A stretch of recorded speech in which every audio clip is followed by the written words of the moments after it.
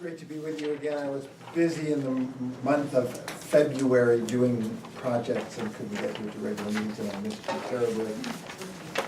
I was telling Don Free that I am listening to a book on tape in which we're going back to the Revolutionary period, and the expression live free or die is used a lot.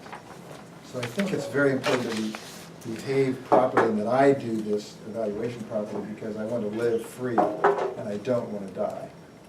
That's the chronology of that story. I'm not sure it went over very well. I'll leave that for you to decide, because my real purpose is to evaluate this terrific speech by Chan Su. It's number 4 speech in the Competent Communicator Manual, How to Say It, in which he is supposed to focus on words and sentence structure which emphasizes his ideas clearly, accurately, and vividly, and use rhetorical devices which enhance and emphasize those ideas. Correct grammar, please. You did that very, very nicely, and one of the things you did to emphasize the use of rhetorical devices was you used slides very creatively. Now this comes up in speech number 8.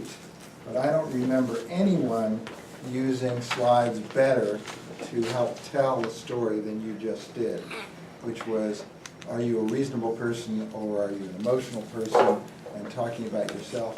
By asking the question when you first started, you got us all thinking, but your slides were so charming, and you did it very well by standing off to the side so we could see what the slides showed, and you didn't ever look at the screen, you knew what was there.